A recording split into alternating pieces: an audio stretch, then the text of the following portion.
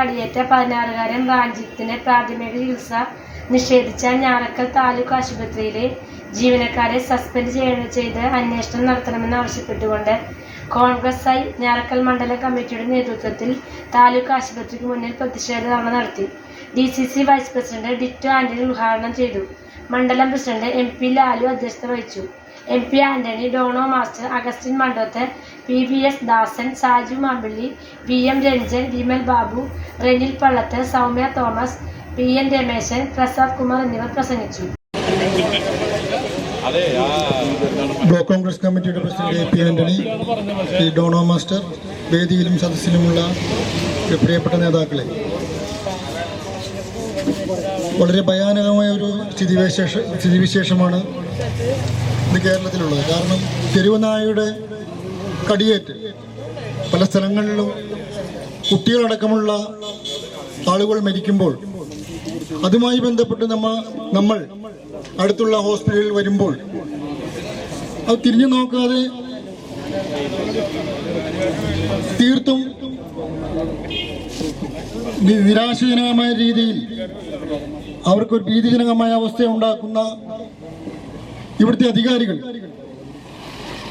തീർച്ചയായിട്ടും ഈ ജോലിക്ക് അർഹനല്ല എന്നാണ് ഞങ്ങളുടെ ഈ ധർണ ഉദ്ഘാടന കർമ്മം നിർവഹിച്ച നമുക്കെല്ലാം പ്രിയങ്കരനായ ജില്ലാ കോൺഗ്രസ് കമ്മിറ്റിയുടെ ഉപാധ്യക്ഷൻ, ഞാറക്കൽ സർവീസ് സഹകരണ ബാങ്കിൻ്റെ പ്രസിഡന്റ് കൂടിയായ ശ്രീ ടിറ്റോ ആന്റണി, ബ്ലോക്ക് കോൺഗ്രസ് കമ്മിറ്റിയുടെ പ്രസിഡന്റ് ശ്രീ AP ആന്റണി, ജില്ലാ പഞ്ചായത്ത് ക്ഷേമകാര്യ സ്റ്റാൻഡിംഗ് കമ്മിറ്റി ചെയർമാനും ജില്ലാ കോൺഗ്രസ് കമ്മിറ്റി അംഗവും കൂടിയായ ശ്രീ ഡോണോ മാസ്റ്റർ, അതോടൊപ്പം തന്നെ ഇവിടെ ഈ സമരത്തിൽ പങ്കെടുക്കുന്ന ബ്ലോക്ക് പഞ്ചായത്ത് മെമ്പർ ഷിൽഡ റിബേറ ഉൾപ്പെടെയുള്ള ജനപ്രതിനിധികൾ, സ്നേഹം നിറഞ്ഞ ബ്ലോക്ക് കോൺഗ്രസ് കമ്മിറ്റിയുടെയും മണ്ഡലം കോൺഗ്രസ് കമ്മിറ്റിയുടെയും ഭാരവാഹികൾ, സ്നേഹം നിറഞ്ഞ സുഹൃത്തുക്കളെ, വളരെ പ്രാധാന്യമുള്ള നിരവധി വിഷയങ്ങൾ ഉന്നയിച്ചുകൊണ്ട് ഈ താലൂക്ക് ആശുപത്രിയുടെ വികസനവുമായി ബന്ധപ്പെട്ടുകൊണ്ട് നിരവധി സമരങ്ങൾക്ക് നേതൃത്വം കൊടുക്കുവാൻ ഞാറക്കൽ മണ്ഡലം കോൺഗ്രസ് കമ്മിറ്റിക്ക് കഴിഞ്ഞിട്ടുണ്ട്. അതിൻ്റെ ഭാഗമായി അതുമായി ബന്ധപ്പെട്ടുകൊണ്ട് ചില കാര്യങ്ങളെല്ലാം നമുക്ക് ആശുപത്രിയുമായി ബന്ധപ്പെട്ട് നടത്തുവാനും സാധിച്ചിട്ടുണ്ട്. ഞാനിത് പറയാൻ കാരണം, കൃത്യമായി ജനകീയ വിഷയം ഏറ്റെടുത്തുകൊണ്ട് ഇന്നത്തെ ഈ ധർണ സംഘടിപ്പിച്ച ഞാറക്കൽ മണ്ഡലം കോൺഗ്രസ് കമ്മിറ്റിയെ മുക്തകണ്ഠം ആദ്യമേ തന്നെ പ്രശംസിക്കുകയാണ്. നമുക്കറിയാം, വിഷയം എല്ലാവരും ഇവിടെ ഉന്നയിച്ചു കഴിഞ്ഞു. നമ്മുടെ വിഷയം വൈപ്പിൻകരയിലെ വൈപ്പിൻ ബ്ലോക്ക് പഞ്ചായത്തിൻ്റെ നേതൃത്വത്തിൽ 3 ആശുപത്രികളാണ് വൈപ്പിൻ ബ്ലോക്ക് പഞ്ചായത്തിൻ്റെ കീഴിലുള്ളത്. 1 മുനമ്പം ആശുപത്രി, 2 അയ്യമ്പള്ളി ആശുപത്രി, 3 ഞാറക്കൽ താലൂക്ക് ആശുപത്രി. ഞാറക്കൽ താലൂക്ക് ആശുപത്രി ആകുന്നത് ബഹുമാനപ്പെട്ട മുൻ മുഖ്യമന്ത്രി ശ്രീ ഉമ്മൻചാണ്ടിയും ഡോക്ടർ MA കുട്ടപ്പന്റെ കാലഘട്ടത്തിലാണ് ഞാറക്കൽ താലൂക്ക് ആശുപത്രിയായി ഈ ആശുപത്രിയെ ഉയർത്തിയത്. അത് അങ്ങനെ ഇരിക്കെ ഞാറക്കൽ താലൂക്ക് ആശുപത്രി എന്ന് പറഞ്ഞാൽ നമുക്ക് എല്ലാവർക്കും അറിയാം, 24 മണിക്കൂറും ഡോക്ടർമാരുടെയും നഴ്സുമാരുടെയും സേവനം ഇവിടെ അത്യാവശ്യമാണ്. ഇവിടെ ഇല്ലാതിരുന്ന കാലഘട്ടങ്ങളിലെല്ലാം ഞങ്ങൾ ഈ ബ്ലോക്ക് പഞ്ചായത്ത് അധികാരത്തിൽ വന്നതിന് ശേഷം നിരവധി പ്രശ്നങ്ങൾ, അതായത് ബ്ലോക്ക് പഞ്ചായത്ത് കമ്മിറ്റിയിൽ നിരന്തരം പ്രശ്നങ്ങൾ ഉണ്ടാക്കിയ ബ്ലോക്ക് പഞ്ചായത്ത് മെമ്പർമാരാണ് ഞങ്ങൾ അകത്ത് പ്രശ്നമുണ്ടാക്കുമ്പോൾ യൂത്ത് കോൺഗ്രസിന്റെയും കോൺഗ്രസിന്റെയും നേതൃത്വത്തിൽ ഈ ആശുപത്രിയുടെ മുന്നിൽ നിരവധി സമരങ്ങൾ നടത്തിയതിന്റെ ഫലമായിട്ടാണ് ഇവിടെ പുതിയ കെട്ടിടം നിർമ്മിച്ചപ്പോൾ ആ കെട്ടിടം വർഷങ്ങളോളം ഇവിടെ കിടന്നിട്ട് അതിന്റെ ഉദ്ഘാടന കർമ്മം പോലും നിർവഹിക്കുവാൻ സാധിക്കാതെ വന്ന സാഹചര്യങ്ങളിലെല്ലാം ഇവിടെ കോൺഗ്രസ് ഈ സമരം ഏറ്റെടുത്തുകൊണ്ട് ആ കെട്ടിടത്തിന്റെ ഉദ്ഘാടന പ്രവർത്തനവുമായി മുന്നോട്ട് പോകുവാൻ ഇന്ന് CPM ഭരിക്കുന്ന വൈപ്പിൻ ബ്ലോക്ക് പഞ്ചായത്തിന് പോകേണ്ട സാഹചര്യം ഉണ്ടായിട്ടുണ്ട്. നമുക്കറിയാം, നേരത്തെ ഇവിടെ ടിറ്റോ സൂചിപ്പിച്ചു, ഈ വൈപ്പിങ്കരയിൽ ഒരു വശത്ത് വൈപ്പിൻ ദ്വീപിൽ നിരവധി ആളുകൾ സാധാരണക്കാരായ കർഷക തൊഴിലാളികളും അതോടൊപ്പം തന്നെ മത്സ്യത്തൊഴിലാളികളും തിങ്ങിപ്പാർക്കുന്ന ഈ പ്രദേശത്ത് ഇന്ന് നമുക്കെല്ലാവർക്കും അറിയാം, മാരകമായ അസുഖങ്ങൾ, ക്യാൻസർ, അതുപോലെ തന്നെ കിഡ്നിയുമായി ബന്ധപ്പെട്ടുകൊണ്ടുള്ള അസുഖങ്ങൾ, അങ്ങനെയുള്ള അസുഖങ്ങൾ വ്യാപകമായി ഇന്ന് നിലനിൽക്കുകയാണ്. ആ സാഹചര്യത്തിലാണ് നമ്മുടെ പ്രിയങ്കരനായ MP അദ്ദേഹം ഇടപെട്ടുകൊണ്ട് ഞങ്ങൾ എല്ലാവരും തീരുമാനങ്ങളെടുത്തതിന്റെ അടിസ്ഥാനത്തിൽ ഒറ്റക്കെട്ടായി ഞാറയ്ക്കൽ താലൂക്ക് ആശുപത്രിയിൽ നമുക്കിവിടെ ഡയാലിസിസ് സെന്റർ വേണം എന്ന് ആവശ്യപ്പെടുകയും അതിന്റെ അടിസ്ഥാനത്തിലാണ് ഞാറയ്ക്കൽ താലൂക്ക് ആശുപത്രിയിൽ ഡയാലിസിസ് സെന്ററിന് വേണ്ട പ്രവർത്തനവുമായി മുന്നോട്ട് പോയിട്ട് ഇന്ന് 2 വർഷം പിന്നിട്ടിരിക്കുകയാണ്. ബഹുമാനപ്പെട്ട MP ഈ ഡയാലിസിസ് സെന്ററിന്റെ ഈ ഡയാലിസിസ് നടത്തുന്ന മിഷൻ വാങ്ങി DMOക്ക് കൊടുത്തിട്ട് 1 വർഷം കഴിഞ്ഞു. ഇന്നേവരെയും ബ്ലോക്ക് പഞ്ചായത്തിന് ഇതിന്റെ അടിസ്ഥാന സൗകര്യം ഒരുക്കുവാൻ പോലും ബ്ലോക്ക് പഞ്ചായത്തിന് കഴിയുന്നിട്ടില്ല എന്നുള്ള യാഥാർത്ഥ്യം നിങ്ങൾ മനസ്സിലാക്കണം. അതോടൊപ്പം തന്നെ നമുക്കറിയാം, ഈ 14 ജില്ലകളിലും കോവിഡ് എന്ന മഹാമാരിയാൽ ജനങ്ങൾ കഷ്ടപ്പെടുമ്പോൾ ഇനി ഇതുപോലെയുള്ള മാരകമായ അസുഖങ്ങൾ വരുമ്പോൾ നമുക്ക് അവരെ ഇവിടെ താമസിപ്പിക്കുവാൻ അല്ലെങ്കിൽ അവർക്ക് ശുശ്രൂഷ നൽകുവാൻ ഇവിടെ തൊട്ടടുത്ത് തന്നെ ഒരു സെന്റർ പ്രവർത്തിക്കുകയുണ്ടായി, ഒരു സെന്ററിന് തുടക്കം കുറിക്കുകയുണ്ടായി. അത് 1,10,00,000 രൂപ മുടക്കിയാണ് ഐസൊലേഷൻ വാർഡിന് കേരള സർക്കാർ അംഗീകാരം നൽകുകയും, എന്നാൽ അത് 4 വർഷം പിന്നിട്ടിട്ടും ഇന്നും അത് ഒരു നോക്കുകുത്തി പോലെ ഇന്നിവിടെ നിൽക്കുകയാണ്. 1,10,00,000 രൂപ മുടക്കിയ ആ ബിൽഡിംഗിന്റെ നിർമ്മാണ പ്രവർത്തനം പോലും പൂർത്തീകരിക്കുവാൻ, അതിനുവേണ്ട കാര്യങ്ങൾ ചെയ്യുവാൻ ബ്ലോക്ക് പഞ്ചായത്തിന് കഴിയുന്നില്ല എന്നുള്ള യാഥാർത്ഥ്യം നിങ്ങൾ മനസ്സിലാക്കണം. ബ്ലോക്ക് പഞ്ചായത്തിന് ഒരു വിധത്തിലും ജനങ്ങളുടെ വിഷയങ്ങളിൽ ഇടപെട്ടുകൊണ്ട് ബ്ലോക്ക് പഞ്ചായത്ത് ഭരണസമിതി മുന്നോട്ട് പോകുന്നില്ല എന്നുള്ള യാഥാർത്ഥ്യം ഇന്ന് നിങ്ങൾക്ക് പത്രമാധ്യമങ്ങളിലൂടെ നിങ്ങൾക്ക് മനസ്സിലാകുവാൻ സാധിച്ചിട്ടുണ്ട്. കാരണം ബ്ലോക്ക് പഞ്ചായത്തുമായി ബന്ധപ്പെട്ടുകൊണ്ട് ഒരു വിവാദം നിലനിൽക്കുകയാണ്. ബ്ലോക്ക് പഞ്ചായത്തിന്റെ സ്ഥലം സ്വകാര്യ വ്യക്തിക്ക് വിട്ടുകൊടുത്തുകൊണ്ട് ഒരു അഴിമതി നടത്തിയിരിക്കുന്ന ഒരു കാര്യം നിങ്ങൾക്ക് എല്ലാവർക്കും അറിയാവുന്നതാണ്. അതിന്റെ കേസ് നിലനിൽക്കെ, അത് ക്രൈംബ്രാഞ്ച് വിജിലൻസ് അന്വേഷണം നിലനിൽക്കെ, അത് ആ അന്വേഷണം നിലനിൽക്കുക തന്നെ ആ ബദൽ കെട്ടിത്തീർക്കുവാനുള്ള, അതായത് ഉദ്യോഗസ്ഥന്മാരെ സംരക്ഷിക്കുവാനുള്ള നടപടിയുമായിട്ടാണ് ഇന്ന് ബ്ലോക്ക് പഞ്ചായത്ത് ഭരണസമിതി മുന്നോട്ട് പോകുന്നത്. അത്തരത്തിലുള്ള പ്രവർത്തനവുമായി ബ്ലോക്ക് പഞ്ചായത്ത് മുന്നോട്ട് പോകുമ്പോൾ അതിനെതിരെ ശക്തമായി പ്രതികരിക്കുകയും ചെയ്യുന്ന ഞാറയ്ക്കൽ മണ്ഡലം കോൺഗ്രസ് കമ്മിറ്റിയെ മുക്തകണ്ഠ പ്രശംസിച്ചുകൊണ്ട് ഞാൻ ചെറിയ വർത്തമാനം അവസാനിപ്പിക്കുന്നു. നന്ദി, നമസ്കാരം. നമ്മെ സംബന്ധിച്ചിടത്തോളം ആരെയും അതിൻ്റെ ചിന്ത ഭയപ്പെടുത്തുന്നതാണ്. എനിക്ക് മരിക്കാൻ ഭയമില്ല എന്ന് ചില ഉന്നതരായ മനുഷ്യരൊക്കെ പറയുമെങ്കിലും അതിൻ്റെ അടുത്തേക്ക് ചെല്ലുമ്പോൾ ഒരു പ്രത്യേക മാനസികാവസ്ഥയിൽ മനുഷ്യനെത്തും. അതുപോലെ തന്നെയാണ് കൂടെ ജീവിക്കുന്നവരുടെ ദാരുണമായ അന്ത്യരംഗങ്ങൾ കാണുമ്പോൾ നമ്മുടെ മനസ്സിലുണ്ടാവുന്ന പിടപെടപ്പ്, അത് ഏത് തരത്തിലുള്ള മരണമായിരുന്നാലും വേർപെട്ടു പോകുന്നല്ലോ എന്ന ഒരു വിചാരം, അതുപോലെ തന്നെ വേർപെട്ടു പോകുന്നവന്റെ മനസ്സിൽ ആ സമയത്ത് രൂപപ്പെടുന്നത് എന്താണോ നമുക്കത് പറയാൻ സാധ്യമല്ലെങ്കിൽ തന്നെയും ഈ വേർപാടിന്റെ, മരണം മൂലമുണ്ടാകുന്ന വേർപാടിന്റെ വിവിധങ്ങളായ ദൃശ്യങ്ങൾ നമ്മൾ കണ്ടിട്ടുണ്ട്. ഇന്ന് ഏറ്റവും കൂടുതൽ നമ്മൾ പറയാറുള്ള വേദന, വന്ന് മരിക്കുന്ന രോഗത്തെക്കുറിച്ച് നമ്മൾ പറയാറുള്ളത് സാധാരണഗതിയിൽ ക്യാൻസറിനെ കുറിച്ചാണ്. ക്യാൻസർ വന്ന് പെട്ടെന്ന് മരിക്കുകയാണെന്നുണ്ടെങ്കിൽ ഒരുപക്ഷെ ആ വേദനയുടെ ഗ്രാവിറ്റി ചിലപ്പോ മനസ്സിലായില്ല, വെളിവായില്ല എന്നിരിക്കും. പക്ഷേ ക്യാൻസർ മൂലം ദീർഘനാൾ കിടക്കുന്നവൻ അനുഭവിക്കുന്ന വേദന, ആ വേദന കാണുന്നവരുടെ വേദനയും നമ്മെ സംബന്ധിച്ചിടത്തോളം, മനുഷ്യനെ സംബന്ധിച്ചിടത്തോളം വല്ലാത്ത പ്രയാസം ഉണ്ടാക്കുന്നതാണ്. ഇതാണല്ലോ മനുഷ്യ ജീവിതത്തിന്റെ അവസാനം എന്ന ചിന്ത ആ സമയത്ത് ഒരുപക്ഷെ നമ്മുടെ മനസ്സിലൂടെ മിന്നി മറിഞ്ഞേക്കാം. ഞാനിത് പറഞ്ഞത് എന്താണ് എന്ന് നിങ്ങൾക്കറിയാമോ? ഇതിൽ ഏറ്റവും ദാരുണമായ അന്ത്യമാണ് ഒരു പേ പിടിച്ച പട്ടി കടിച്ച് വിഷബാധയേറ്റ് മരിക്കുന്നവന്റെ രംഗം കാണുക എന്ന് പറഞ്ഞു കഴിഞ്ഞാൽ അത് കുട്ടിയായെന്നാലും മധ്യവയസ്കനായെന്നാലും പ്രായം ചെന്നവരായെന്നാലും അതിദാരുണമാണ് സുഹൃത്തുക്കളെ. കണ്ടു നിൽക്കാൻ സാധ്യമല്ല. ആ അവസാന സമയത്ത് നമ്മൾ ആശുപത്രിയിൽ കൊണ്ടുപോയി കഴിഞ്ഞാൽ ആ ആശുപത്രിയിലെ ഐസൊലേഷൻ സെല്ലിൽ കൊണ്ടുപോയിടും. കാരണം ആ രംഗം ആർക്കും കണ്ടു നിൽക്കാനായിട്ട് സാധ്യമല്ല. വേണമെന്നുണ്ടെങ്കിൽ ഒരു ആക്സിഡന്റ് സംഭവിച്ച് പെട്ടെന്ന് മരിച്ചു പോയിരുന്നെങ്കിൽ എന്ന് നമ്മൾ ആഗ്രഹിച്ചു പോകും. മാതാപിതാക്കൾക്ക് പോലും അടുത്തു ചെല്ലാൻ, ഏറ്റവും കൂടുതൽ സ്നേഹിച്ചിരുന്ന മാതാപിതാക്കൾക്ക് പോലും അടുത്തു ചെല്ലാൻ പറ്റാത്ത വിധത്തിലുള്ള കാഴ്ചയാണ്, ദയനീയമായ കാഴ്ചയായിരിക്കും ആ സമയത്ത് കാണുന്നത്. കുട്ടിക്കാലത്തൊക്കെ കേട്ടിട്ടുണ്ട്, ഇന്നാൾ പേ വിഷബാധയേറ്റ് മരിച്ചു എന്ന് കേട്ട് അപൂർവങ്ങളിൽ ഉണ്ടായിരുന്നൊരു സംഭവമായിരുന്നു അത്. ആ നായയെ കണ്ടുപിടിച്ച് ആ നാട്ടുകാർ തല്ലിക്കൊല്ലുമായിരുന്നു.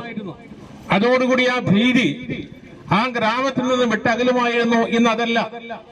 നമ്മൾ കണ്ടു, ദൃശ്യമാധ്യമത്തിൽ കണ്ടു നമ്മൾ എങ്ങനെയാണ് ഈ നായ്ക്കൾ മനുഷ്യരെ ഓടിച്ചിടുന്നതും കടിക്കുന്നതും ഒക്കെ നമ്മൾ കണ്ടു.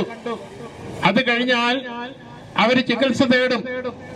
ഈ കഴിഞ്ഞ ദിവസങ്ങളിൽ 5 or 6 പേരെ കടിച്ച ഒരു നായയുടെ കഥ പറഞ്ഞ് 2 ദിവസം കഴിഞ്ഞപ്പോൾ ചത്തു. അവരെല്ലാവരും പ്രതിരോധ കുത്തിവയ്പ്പെടുത്തു. ദീർഘനാൾ നിലനിൽക്കുന്ന 2, 3, 4 നമുക്കറിയാം ഇതിന്റെ ഡോസേജ്. ആ ഇതെടുത്തു. മുൻകാലങ്ങളിൽ പൊക്കിളിലാണ് കുത്തിവെച്ചിരുന്നതെങ്കിൽ ഇപ്പോ ശരീരത്തിന്റെ ഏത് ഭാഗത്തും കുത്തിവയ്ക്കാവുന്ന രീതിയിലുള്ള ആധുനിക മരുന്നുകൾ കണ്ടുപിടിക്കപ്പെട്ടിട്ടുണ്ട്. പക്ഷെ ആ മരുന്നുകൾക്ക് വീര്യമുണ്ടോ? നമ്മുടെ ആരോഗ്യമന്ത്രിയുടെ വീര്യം മാത്രമേ ആ മരുന്നുകൾക്ക് ഉള്ളൂ എന്ന് നമ്മൾ പറയേണ്ടതായിട്ട് വരും. അതേ രീതിയിലുള്ള അവസ്ഥയാണ് ഇന്നുണ്ടാകുന്നത്. ഒരു കുട്ടി മരിച്ചു. നിങ്ങൾ ആലോചിച്ചു നോക്കുക, കുട്ടി മരിച്ചത് വാക്സിനേഷൻ എടുത്തിട്ടാണ്, പ്രതിരോധ മരുന്ന് കുത്തിവെച്ചിട്ടാണ്. അതിന്റെ ആന്റിവെനം ഉണ്ടെങ്കിൽ ആ ആന്റിവെനം ഉപയോഗിച്ച് അതിലുള്ള ടോക്സിൻ നശിപ്പിക്കുമെന്ന നമ്മുടെ മരുന്ന് സംവിധാനം ഉപയോഗിച്ചാണ് അത് ചെയ്തതെങ്കിലും ആ കുട്ടി മരിച്ചു. ഇവിടെ അതല്ല പ്രശ്നം. ആ കുട്ടി മരിച്ചിട്ടുണ്ടെങ്കിൽ ആ കുട്ടിയോടൊപ്പം കടിയേറ്റിയ നിരവധി ആൾക്കാരുടെ മാനസികാവസ്ഥ എന്തായിരിക്കുമെന്ന് നിങ്ങൾ ആലോചിച്ച് നോക്ക്. മരണകാലം വരെ ജീവിതം അവസാനിക്കുന്നവരെ ഈ ഭീതിയോടുകൂടിയായിരിക്കും അവർ ജീവിക്കേണ്ടത്. എന്തുകൊണ്ടിട്ടാണ് ഈ ചികിത്സാ രീതിയിൽ ഉണ്ടായിട്ടുള്ള പിഴവ് അല്ലെങ്കിൽ കുറ്റമറ്റതായ ചികിത്സാ രീതി ഇല്ലാത്തത് ഒരു ആരോഗ്യ വകുപ്പാണ് നമുക്ക് എന്ന് ഉള്ളത്. ഒരു രീതിയിലുള്ള ഒരു മറുപടിയും പ്രയാസവും ഇല്ലാതെ ഈ കഴിഞ്ഞ ദിവസം ആരോഗ്യമന്ത്രി നേരെ അമേരിക്കയ്ക്ക് പോകാനുള്ള തയ്യാറെടുപ്പായിരുന്നു. 2-3 കാര്യങ്ങളിൽ നമുക്ക് സന്തോഷം നൽകുന്ന കാര്യങ്ങൾ ഈ ദിവസങ്ങളിൽ ഉണ്ടായിട്ടുണ്ട്. അതിലൊന്നാണ് ഇന്ത്യ-പാകിസ്ഥാൻ യുദ്ധം. ആ ഇന്ത്യ-പാകിസ്ഥാൻ യുദ്ധത്തിൽ ഇന്ത്യ മുന്നേറിക്കൊണ്ടിരിക്കുന്നത് നമുക്ക് സന്തോഷം നൽകുന്നൊരു കാര്യമാണ്. അതുപോലെ തന്നെയാണ് ഇന്നലെ നടന്ന ലോകം മുഴുവനും പ്രതീക്ഷിച്ചിരുന്ന മാർപ്പാപ്പയുടെ തെരഞ്ഞെടുപ്പ്. ആ മാർപ്പാപ്പയുടെ തെരഞ്ഞെടുപ്പ് നമുക്ക് സന്തോഷം നൽകുന്നതാണ്. അതുപോലെ തന്നെയാണ് ഞങ്ങളെ സംബന്ധിച്ചിടത്തോളം കോൺഗ്രസുകാർക്ക് ഇന്നലെ ഉണ്ടായിട്ടുള്ള സന്തോഷകരമായ ഒരു വാർത്ത. KPCCക്ക് പുതിയ അധ്യക്ഷൻ ഉണ്ടായിരിക്കുന്നു. അതേമാതിരി തന്നെ നല്ലൊരു ടീം ഉണ്ടായിരിക്കുന്നു. ഇതൊക്കെ കേരളത്തിലെ സന്തോഷം നൽകുന്ന വാർത്തയാണെന്നുണ്ടെങ്കിൽ മറിച്ചൊന്ന് നമ്മൾ ആലോചിച്ചു നോക്കിയേ. നമ്മുടെ ആരോഗ്യമന്ത്രിക്ക് അമേരിക്കയിൽ പോകുവാനുള്ള വിസ നിഷേധിച്ചിരിക്കുന്നു ഗവൺമെന്റ്. എന്തായിരിക്കാം കാരണം? എനിക്ക് തോന്നുന്നു കേരളത്തിൽ ഒരു സ്ഥലത്ത് നിപ്പ സ്പോട്ട് ചെയ്തിരിക്കുന്നു. ഈ നിപ്പ സ്പോട്ട് ചെയ്തിരിക്കുന്ന കൊണ്ടായിരിക്കാം ഒരുപക്ഷെ ആരോഗ്യമന്ത്രിക്കുള്ള വിസ നിഷേധിച്ചത്. ഒരുപക്ഷെ ഈ രോഗവുമായിട്ടാണോ ആരോഗ്യമന്ത്രി പോകുന്നതെങ്കിൽ അങ്ങനെ ഒരു ദുർഘടം ഉണ്ടാകണ്ട എന്ന് കരുതിയിട്ടാണ് അവരുടെ വിസ നിഷേധിച്ച് യാത്രാനുമതി കൊടുക്കാതിരുന്നത്. അപ്പൊ ഇങ്ങനെയുള്ള ഒരു അന്തരീക്ഷമാണ് നമ്മുടെ കേരളത്തിൽ ഉണ്ടായിരിക്കുന്നത്. അപ്പൊ എന്തുകൊണ്ടിട്ടാണ് നമ്മൾ ഇവിടെ എത്തിയിരിക്കുന്നത്? ഈ ഞാറക്കൽ ആശുപത്രിയുടെ, താലൂക്ക് ആശുപത്രിയുടെ മുമ്പിൽ ഞങ്ങളെങ്ങനെ നിരന്നിരിക്കുന്നത് എന്തുകൊണ്ടിട്ടാണ്? ഞാൻ ഒരു കാര്യം ആദ്യമേ തന്നെ മുന്നറിയിപ്പ് നൽകുകയാണ്. നമ്മൾ ഈ ആശുപത്രിയിൽ ചെന്ന് മരുന്ന് വാങ്ങുമ്പോഴോ ഇഞ്ചക്ഷൻ എടുക്കുമ്പോഴോ ഇതെല്ലാം ചെയ്യുന്ന ആശുപത്രി ജീവനക്കാരുടെ നഖമോ മറ്റോ നമ്മുടെ ശരീരത്തിൽ ഏൽക്കാതെ നമ്മൾ സൂക്ഷിക്കണം കേട്ടോ. കാരണം നമ്മൾ ഈ ഭയപ്പെടുന്നതിനേക്കാൾ കൂടുതൽ വിഷവാഹകരാണ് അവരെ എന്ന് പറയാൻ ഞാൻ ആഗ്രഹിക്കുകയാണ്, മനസ്സിലും ശരീരത്തിലുമൊക്കെ. അല്ല എന്നുണ്ടെങ്കിൽ ഞങ്ങളുടെ സുഹൃത്തിന്റെ മകന്റെ ദാരുണമായ അന്ത്യം ഇവിടെ സംഭവിക്കുമായിരുന്നില്ല. ഇങ്ങനെ പറയുവാനൊരു മടിയുമില്ല. കാരണം ഇതാണോ ഞാനൊക്കെ താലൂക്ക് ആശുപത്രിയുടെ മുൻകാല പാരമ്പര്യം അനുസരിച്ചുള്ള അവസ്ഥ? ഞാനും ഇവിടെ രോഗിയായി കുട്ടിക്കാലത്ത് കിടന്നിട്ടുണ്ട്. മറ്റ് സ്ഥലങ്ങളിലൊന്നും ഒരു രീതിയിലുള്ള സൗകര്യങ്ങളും ഇല്ലാതിരുന്ന സമയത്ത് ഈ ആശുപത്രിയുടെ പഴയ ആശുപത്രിയുടെ വരാന്തയിൽ എന്റെ അമ്മയോടൊപ്പം ഞാൻ കിടന്നിട്ടുണ്ട്. കാല് പഴുത്തിട്ട് ആ കാലിൽ നിന്ന് മുറിച്ച് ചലവും വെള്ളവും ഒക്കെ എടുത്ത് അവിടെ നടത്തിയ ചികിത്സ കൊണ്ട് ഭേദമായിട്ട് പോയിട്ടുണ്ട്. പക്ഷേ പിൽക്കാലത്ത് ഇവിടെ നടന്നിട്ടുള്ളത് ക്രമേണ ഈ ആശുപത്രിയുടെ സ്വഭാവം തന്നെ മാറിപ്പോയി. അതിനിടയിലാണ് ഇവിടെ ബീന നഴ്സിംഗ് ഹോം എന്ന് പറയുന്ന ഒരു ആശുപത്രി ഉണ്ടാകുന്നത്. ആ ആശുപത്രിയിലെ ഡോക്ടർ ആരായിരുന്നു? ആ ആശുപത്രിയുടെ പ്രധാനപ്പെട്ട നഴ്സിംഗ് വിഭാഗത്തിന്റെ തല ആരായിരുന്നു? ഇതൊക്കെ ഇവിടെ പറഞ്ഞ മോശപ്പെട്ട രീതിയിൽ സംസാരിക്കണ്ട എന്ന് കരുതിയിട്ട് ഞാനത് വിടുകയാണ്. അങ്ങനെ ഇവിടെ ഉദ്ഘാടകനായ ടിറ്റോ പറഞ്ഞതുപോലെ തന്നെ മറ്റ് സ്വകാര്യ ആശുപത്രികൾക്ക് സൗകര്യം ചെയ്തു കൊടുക്കുന്ന രീതിയിലുള്ള നമ്മുടെ ട്രാൻസ്പോർട്ട് ബസ് ഓടിപ്പോകുന്നത് പോലെയാണ്. നമ്മുടെ ട്രാൻസ്പോർട്ട് ബസ് ഓടിപ്പോകുമ്പോൾ ഒരു പ്രൈവറ്റ് ബസ് പുറകിന്ന് വന്നു കഴിഞ്ഞാൽ റോഡിൽ സൗകര്യമില്ലെങ്കിൽ നമ്മുടെ നടപ്പാതയിലേക്കും കയറ്റി കാണയിലേക്കെങ്കിലും കയറ്റി ആ സ്വകാര്യ ബസ്സിന് പോകുവാനുള്ള സൗകര്യം ഒരുക്കി കൊടുക്കുന്ന ട്രാൻസ്പോർട്ട് ബസ്സുകളെ പോലെയാണ് നമ്മുടെ ഗവൺമെന്റ് ആശുപത്രികളെന്ന്. എങ്ങനെയുള്ളവരാണ് ഇവിടെ നിയമിക്കുന്നത്? ഇവിടെയുള്ള ജീവനക്കാരോട് ഞാൻ ചോദിക്കുന്നത്, നിങ്ങൾ ഏതെല്ലാം ഭവനങ്ങളിൽ നിന്ന് വരുന്നവരാണ്? എങ്ങനെയാണ് നിങ്ങൾക്ക് ഈ ജോലി കിട്ടിയത്? ഓർമ്മ കാണും ഇവിടെ നമ്മുടെ സമരത്തെ വീക്ഷിക്കാൻ നിൽക്കുന്ന പോലീസ് ഉദ്യോഗസ്ഥന്മാര് നിങ്ങൾക്ക് ഈ കഴിഞ്ഞ ഒരു രണ്ടാഴ്ചയ്ക്ക് മുമ്പ് തിരുവനന്തപുരം സെക്രട്ടേറിയറ്റിന് മുമ്പിൽ സമരം നടത്തിയിരുന്ന സിവിൽ പോലീസ് ഓഫീസർ തസ്തികയിലേക്ക് തെരഞ്ഞെടുക്കപ്പെട്ട റാങ്ക് ലിസ്റ്റിൽ വന്ന വനിതകള് നടത്തിയ സമരത്തെ കുറിച്ച് നമുക്കറിയാം. ആ സമരം വളരെ വിനീതരായി കരഞ്ഞുകൊണ്ട് അവർ നടത്തിയ സമരം ഞാൻ ഓർക്കുകയാണ്. തന്നെ അവരെ മോശപ്പെട്ട രീതിയിൽ പറയുന്നതല്ല, ഇങ്ങനെയൊക്കെ തന്നെയാണ്. ഒരുപക്ഷെ അവരെ തെരഞ്ഞെടുത്തിട്ടെങ്കിലോ ഇതേ മാതിരിയാണ് എല്ലാ ട്രെയിനിങ്ങും കഴിഞ്ഞിട്ട് വിഷമിച്ച് PSC എഴുതി അല്ലാത്ത രീതിയിലൊക്കെ ജോലിക്ക് കിട്ടിക്കഴിയുമ്പോ ഇവരുടെയൊക്കെ സ്വഭാവം മാറും. ഇവരുടെയൊക്കെ സ്വഭാവം പെട്ടെന്ന് മാറും. അതെന്താണ് അതിന്റെ രാസപ്രവർത്തനം എന്ന് മനസ്സിലാകുന്നില്ല. ആശുപത്രി ആയിരുന്നാലും ഏത് രംഗങ്ങളിലായിരുന്നാലും ആ രാസപ്രവർത്തനത്തിലൂടെ ഇവരുടെ സ്വഭാവത്തിന് വ്യത്യാസം ഉണ്ടാകുകയാണ്. അല്ല എന്നുണ്ടെങ്കിൽ ആ മരിച്ചവന്റെ അച്ഛൻ വന്ന് ഇവിടുത്തെ എല്ലാ വാതിലുകളിലും മുട്ടി എന്നോടല്ലേ പറഞ്ഞത്?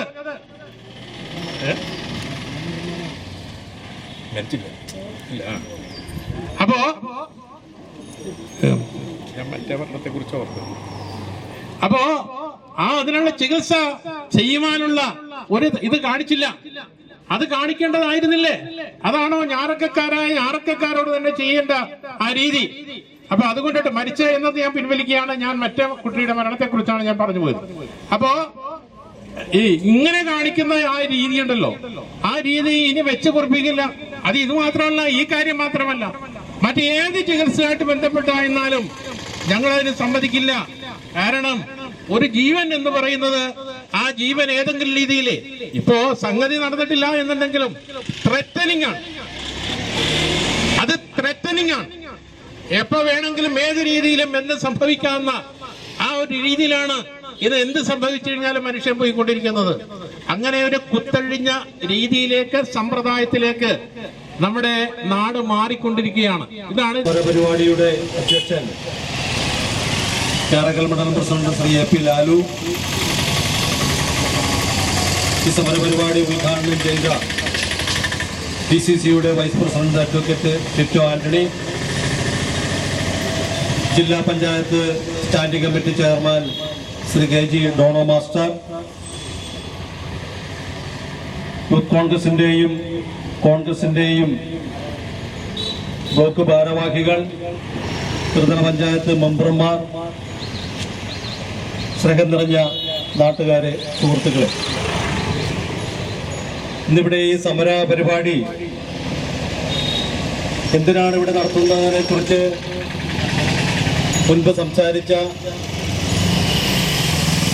ഉദ്ഘാടകനും അതുപോലെ തന്നെ അധ്യക്ഷനും സ്വാഗതപ്രസംഗനും ഒക്കെ ഇവിടെ സവിസ്തരം സംസാരിക്കുകയുണ്ടായി. ഈ ആശുപത്രിയുടെ മുന്നിൽ അത്യാഹിത വിഭാഗം എന്ന് എഴുതി വെച്ചിട്ടുണ്ട്. ഞങ്ങൾക്ക് അവരോട് അഭ്യർത്ഥിക്കുവാനുള്ളത് അത് അടിയന്തരമായി മാറ്റി കളഞ്ഞിട്ട് വിഭാഗീയത വിഭാഗം എന്ന് മാറ്റി അത് എഴുതണം എന്നാണ് ഞങ്ങൾക്ക് അഭ്യർത്ഥിക്കുവാൻ. കാരണം അത്യാഹിത വിഭാഗം എന്ന് പറയുമ്പോൾ 24x7 ഏതു സമയത്തും എന്തുമായി ബന്ധപ്പെട്ട് ഇവിടെ വന്നാൽ അതിന് പ്രാഥമികമായ ശുശ്രൂഷ നൽകാൻ പോലും കഴിയാത്ത ഈ സ്ഥാപനത്തിലെ ഉത്തരവാദിത്തപ്പെട്ട അധികാരികൾ ഈ സ്ഥാപനത്തിൽ നിന്ന് ഒഴിഞ്ഞു പോകണമെന്നാണ് ഞങ്ങൾക്ക് അഭ്യർത്ഥിക്കുവാനുള്ളത്. കാരണം സർക്കാരിന്റെ ചെലവിൽ ഇവിടെ ഇവര് ഈ ജോലി എടുക്കുമ്പോൾ ആ ജോലിയോട് പകുതിയെങ്കിലും ആത്മാർത്ഥത കാണിക്കാനുള്ള ഉത്തരവാദിത്തം അവർക്കില്ലേ? ജനങ്ങളുടെ നികുതി പണം കൊണ്ടാണ് ഇവരൊക്കെ മാസത്തിൽ ശമ്പളം വാങ്ങിക്കുന്നത്. ആ ഉത്തരവാദിത്വം നിറവേറ്റാനുള്ള ആ ഉത്തരവാദിത്വ ബോധം ഈ സ്ഥാപനത്തിൽ ജോലിയെടുക്കുന്ന ആരൊക്കെ ആയാലും അവരത് കാണിക്കണമെന്നാണ് ഞങ്ങൾക്ക് അഭ്യർത്ഥിക്കുവാനുള്ളത്. സത്യത്തിൽ ഇവരെ കുറ്റം പറഞ്ഞിട്ട് കാര്യമില്ല.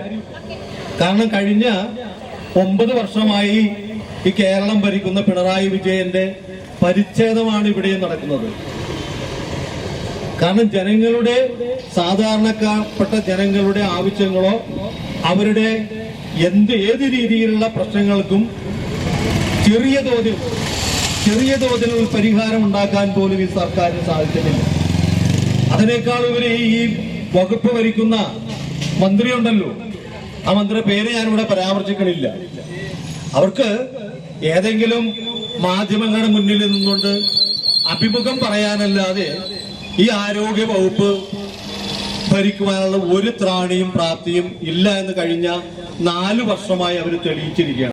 ഉത്തരവാദികളായിട്ടുള്ള ആ ജീവനക്കാരെ തൊഴിലിൽ നിന്ന് പിരിച്ചുവിടണമെന്നുള്ളതാണ്. ഒരു നിമിഷം പോലും അവർ ആ തൊഴിലിൽ ഏർപ്പെടാൻ പാടില്ല. കാരണം നമുക്കറിയാം ഇന്നത്തെ സാഹചര്യം, റോട്ടിലിറങ്ങിയാൽ പട്ടിയാണ്. അവിടെ ഇവിടെയും നോക്കുമ്പോൾ തെരുവ് നായകളുടെ ശല്യം അതിരൂക്ഷമായി കൊണ്ടിരിക്കുകയാണ്. മുൻകാലങ്ങളിലെല്ലാം ഈ തെരുവ് നായകളെ ഉന്മൂലനം ചെയ്യുന്നതിന് വേണ്ടിയിട്ടുള്ള പദ്ധതികളൊക്കെ ഉണ്ടായിരുന്നു. പക്ഷെ ഇപ്പോ അത്തരത്തിലുള്ള ഒരു സാഹചര്യമില്ല. വന്ധീകരണം എന്നുള്ളതാണ് സർക്കാർ നമുക്ക് നൽകിയിട്ടുള്ള മാർഗനിർദ്ദേശം.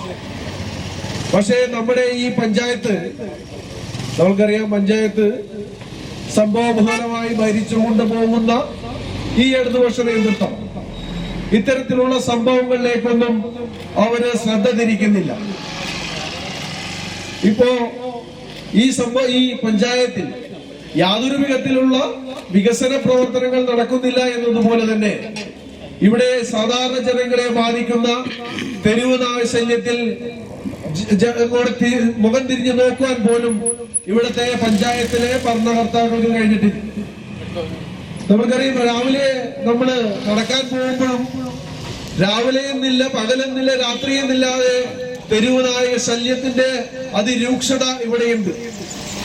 ഒരു വടി ഉപയോഗിച്ചിട്ട് വേണം നമ്മൾ റോട്ടിലൂടെയൊക്കെ നടന്നു പോകാൻ. കാരണം ഈ നായകൾ എപ്പോഴാണ് നമ്മളെ ആക്രമിക്കുക എന്ന് നമുക്ക് പറയാൻ സാധിക്കില്ല. അടിയന്തരപരമായി ഈ നായകൾക്കെതിരെയുള്ള വിഷയം നടപടിയെടുക്കണമെന്ന് നമ്മുടെ പഞ്ചായത്തിലെ പ്രതിപക്ഷ നേതാവ് കൂടിയായിട്ടുള്ള ശ്രീ AP ലാലു പലതവണ ആവശ്യപ്പെട്ട പോലും ഇതിനെതിരെ യാതൊരു നടപടിയെടുക്കാനും ഇവിടുത്തെ അധികൃതർ തയ്യാറായിട്ടില്ല. അപ്പോഴാണ് ഇത്തരത്തിലുള്ള നായ കടിയേറ്റിട്ടുള്ള സംഭവം ഈ പഞ്ചായത്തിൽ നടക്കുന്നത്. ഏതാനും ദിവസങ്ങൾക്ക് മുമ്പ് നമ്മളെ കണ്ണ് നനയിപ്പിക്കുന്ന ഒരു വിഷയമുണ്ടായ അങ്ങ് മലപ്പുറത്താണ്. അവിടെ ഒരു 14 വയസ്സുള്ള ഒരു പെൺകുട്ടി, ആ പെൺകുട്ടിക്ക് നായയുടെ കടിയേറ്റു. നിർഭാഗ്യവശാൽ അത് വിഷബാധയേറ്റ പിടിച്ച നായയായിരുന്നു.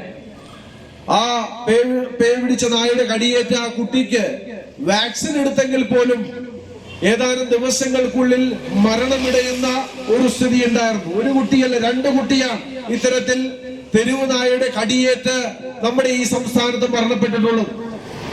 പേടിയാണ് സത്യം പറഞ്ഞാൽ. കാരണം ഞാനും ഒരു പിതാവാണ്, എനിക്കും ചെറിയ കുട്ടികളാണുള്ളത്. ഇന്നിപ്പോ ഒരു റാംജിത്തിനാണെങ്കിൽ നാളെ ഇവിടെ ഇരിക്കുന്ന ഓരോരുത്തരുടെയും കുടുംബങ്ങളിൽ ഇത് സംഭവിച്ചേക്കാം. ഇങ്ങനെയുള്ള ഒരു സാഹചര്യം നിലനിൽക്കുമ്പോ ഇത്തരത്തിലുള്ള ചികിത്സ നിഷേധിക്കുന്ന നീചമായ പ്രവർത്തികൾക്ക് നേതൃത്വം കൊടുത്ത ഈ അധികാരികൾക്കെതിരെയാണ് ഞങ്ങൾ ഇവിടെ സമരം ചെയ്യുന്നത്. ഇവിടെ നമ്മൾക്കറിയാം, ഈ ആശുപത്രി എത്രയെത്ര സംഘടനകൾ അതിവ്യത്യസ്തമായിട്ടുള്ള സമരം ചെയ്തിട്ടാണ് ഇപ്പോ ഇങ്ങനെയുള്ള പ്രവർത്തനക്ഷമമായിട്ടുള്ളത്. ഇന്നും നമ്മൾക്കറിയാവുന്നതുപോലെ 1-2 ഡോക്ടർമാർ മാത്രമേ ഈ ആശുപത്രിയിലുള്ളൂ. ഒരാൾ രാവിലെ വന്ന് നമ്പർ എടുത്താൽ എനിക്ക് തോന്നുന്നു 400-500 ആ നമ്പറിന്റെ ഇത് വരുന്നത്. രാവിലെ വന്നിട്ടുണ്ടെങ്കിൽ ഉച്ച കഴിഞ്ഞ് വൈകിട്ടാവുമ്പോഴാണ് ഇവിടെ ഡോക്ടറെ കണ്ട് മരുന്ന് മേടിച്ച് തിരിച്ച് വീട്ടിൽ പോകാൻ പറ്റുന്നത്. അത്രയും സംഭവ ബഹുലമായി കൊണ്ടിരിക്കുകയാണ് ഈ ആശുപത്രി. ഇതിലേക്കൊന്നും അധികൃതർക്കൊന്നും യാതൊരു വിധത്തിലുള്ള താല്പര്യമൊന്നും ഇങ്ങോട്ടേക്ക് കാണിക്കുന്നില്ല. കാരണം വലിയ കെട്ടിടമൊക്കെ പണിതിട്ടുണ്ട്. അതേപോലെ തന്നെ നമ്മുടെ എം പി അദ്ദേഹത്തിന്റെ ഫണ്ട് ഉപയോഗിച്ച് ഇവിടെ കിഡ്നി പേഷ്യൻസിന് വേണ്ടിയിട്ടുള്ള ഡയാലിസിസ് കേന്ദ്രം പണിയുന്നതിന് വേണ്ടിയിട്ട് അദ്ദേഹം ഫണ്ട് അനുവദിച്ചു. പക്ഷേ അതിനു വേണ്ടിയിട്ടുള്ള കെട്ടിടം പോലും കൃത്യമായി പണി തീർക്കാനോ അതിനു വേണ്ടിയിട്ടുള്ള സജ്ജീകരണങ്ങൾ ഒരുക്കാനോ ഇവിടത്തെ അധികൃതർക്ക് കഴിഞ്ഞിട്ടില്ല. അങ്ങനെ ഈ ആശുപത്രി നശിച്ച് പണ്ടാരടങ്ങി പോയിക്കോട്ടെ. അങ്ങനെ തൊട്ടടുത്ത് സ്വകാര്യ ആശുപത്രി ഉണ്ടല്ലോ, അതിലേക്ക് എല്ലായിടത്തും പേഷ്യൻസും സാധാരണക്കാരും എല്ലാം അങ്ങോട്ടേക്ക് പോകട്ടെ എന്നുള്ള നിലപാടാണ് ഇവിടത്തെ അധികാരികൾക്ക്. ഇവരെല്ലാം സ്വകാര്യ ആശുപത്രികളുടെ ലോബിയാണോ എന്ന് നമ്മൾ സംശയിക്കേണ്ടിയിരിക്കുന്നു. പ്രിയമുള്ളവരെ, ഈ കഴിഞ്ഞ ദിവസം നടന്ന സംഭവം ഞാൻ ഒരിക്കൽ കൂടി പറയുന്നു, ഇതിന് ഉത്തരവാദികളായിട്ടുള്ളവരെ ഒരു നിമിഷം പോലും സർവീസിലിരുത്തരുത്, അവരെ പിരിച്ചുവിടണം എന്നുള്ളതാണ് കോൺഗ്രസിന്റെ അഭിപ്രായം. കാരണം ഒരാളെ പോലും ചികിത്സ നിഷേധിക്കുന്ന ഒരു നടപടി ഒരു സ്വകാര്യ ആശുപത്രിയിൽ പോലും ഇല്ലാതിരിക്കെ ഇത്തരത്തിൽ സാധാരണക്കാരുടെ വലിയ ആശ്രയമായിട്ടുള്ള ഈ താലൂക്ക് ആശുപത്രിയിൽ അത്തരത്തിലുള്ള സംഭവം നടന്നെങ്കിൽ അവരാരും ഈ സംഭവത്തിന് നേതൃത്വം കൊടുത്തപ്പെട്ട അവരാരും തന്നെ തൊഴിൽ ചെയ്യാനുള്ള അവസരം അവർക്ക് കൊടുക്കരുത് എന്നുള്ളതാണ് ഞങ്ങളുടെ അഭിപ്രായം. കൂടുതലായി ഞങ്ങൾ ദീർഘിപ്പിക്കുന്നില്ല. ഇവിടെ ഞങ്ങളുടെ മണ്ഡലം പ്രസിഡന്റ് കഴിഞ്ഞ ദിവസം തന്നെ ആരോഗ്യമന്ത്രിക്ക് പരാതി കൊടുത്തിരുന്നു. ഇത് ഒത്തുതീർപ്പാക്കി അങ്ങ് 8 മടക്കി പോക്കറ്റിലിരുത്താനൊന്നും ഇവിടുത്തെ സൂപ്രണ്ട് കരുതണ്ട. കാരണം ഇവർക്കെതിരെ കർശനമായിട്ടുള്ള നടപടി എടുത്തില്ലെങ്കിൽ വരും ദിവസങ്ങളിൽ അതിശക്തമായിട്ടുള്ള സമരവുമായി ഇന്ത്യൻ നാഷണൽ കോൺഗ്രസ് ഇവിടെ ഉണ്ടാവും എന്ന് മാത്രം പറഞ്ഞുകൊണ്ട് ഈ ധർണാ സമരം ഔപചാരികമായി ഉദ്ഘാടനം ചെയ്തതായി പ്രഖ്യാപിക്കുന്നു. ജയ് ഹിന്ദ്, ജയ് കോൺഗ്രസ്. പറഞ്ഞത് ഇവിടെ സെക്യൂരിറ്റി ഇല്ല, ഇവിടെ ചികിത്സയില്ലെന്ന് പറയുന്നത് ഇത് ഒരിക്കലും നീതിബോധമുള്ള ഒരു സമൂഹത്തിന് അംഗീകരിക്കാൻ സാധിക്കില്ല. എല്ലാ സൗകര്യങ്ങളും അവർക്ക് സർക്കാർ ചെയ്തു കൊടുക്കുമ്പോഴും നമ്മുടെ മുഖ്യമന്ത്രിയോട് ഒരു കാര്യം നമ്മൾ പറയാൻ ആഗ്രഹിക്കുകയാണ്. സ്വന്തം പേരക്കുട്ടിയും സ്വന്തം ഭാര്യയും സ്നേഹിക്കുന്നതിന്റെ 10% ഞങ്ങളൊന്ന് സ്നേഹിക്കണമെന്ന് പറയാൻ ആഗ്രഹിക്കുകയാണ്. അല്ലെങ്കിൽ BJPയോട് കാണിക്കുന്ന, മോദിയോട് കാണിക്കുന്ന സ്നേഹത്തിന്റെ 1/2 സാധാരണക്കാരെ ജനങ്ങളോട് കാണിക്കണമെന്ന് പറയാൻ ആഗ്രഹിക്കുകയാണ്. പക്ഷെ ഞാൻ അധികം ദീർഘമായി സംസാരിക്കുന്നില്ല. മുഖ്യധാര രാഷ്ട്രീയ പാർട്ടികളൊക്കെ ഈ താലൂക്ക് ആശുപത്രിയുടെ മോശം പ്രവർത്തനത്തെ പ്രതികരിക്കാതെ നിൽക്കുമ്പോൾ യൂത്ത് കോൺഗ്രസിന്റെ പ്രസിഡന്റ് സൗമ്യ ഉൾപ്പെടെയുള്ള നേതൃത്വത്തിലാണ് ഇവിടെ പല സമരം നടന്നിട്ടുള്ളത്.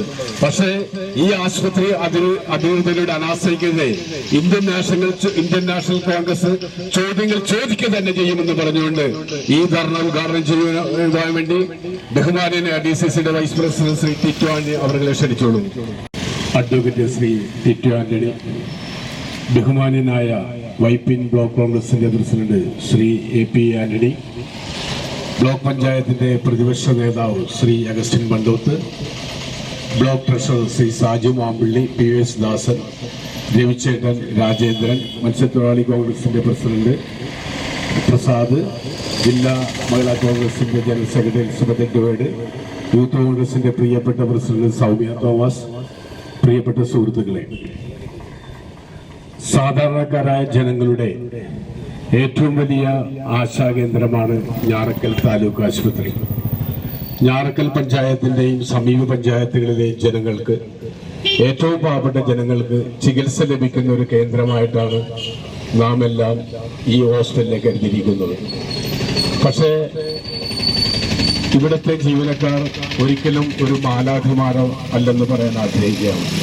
കാരണം ആരോഗ്യരംഗത്ത് ഒരുപാട് നിയമങ്ങൾ അവർക്ക് അനുകൂലമായിട്ട് സൃഷ്ടിച്ചതിന്റെ അഹങ്കാരം കൊണ്ടാണ് സാധാരണക്കാരൻ കടന്നു വരുമ്പോൾ അവരെ പുറത്തേക്ക് തട്ടി സ്വകാര്യ ആശുപത്രികളിലേക്ക് റിക്രൂട്ട് ചെയ്യുന്ന ഒരു സംവിധാനമാണ് ഞാറക്കലെ താലൂക്ക് ആശുപത്രി അതിൽ സ്വീകരിക്കുന്നത്. അപ്പോ സാധാരണക്കാരനെ മാത്രം ആശ്രയിക്കുന്ന ഈ ആശുപത്രിയിലെ ജീവനക്കാർ സർക്കാർ ശമ്പളം പറ്റുകയും സ്വകാര്യ ആശുപത്രിയിലേക്ക് രോഗികളെ തിരിച്ചുവിടുന്ന ഒരു സംവിധാനത്തിന്റെ അടിമകളായി മാറിയിരിക്കുകയാണ് ഞാറക്കൽ താലൂക്ക് ആശുപത്രി ജീവനക്കാർ. ഈ ധർണ സമരത്തിന്റെ അധ്യക്ഷൻ ശ്രീ AP ലാലു, ഞാറക്കൽ മണ്ഡലം കോൺഗ്രസ് പ്രസിഡന്റ് അവരുടെ,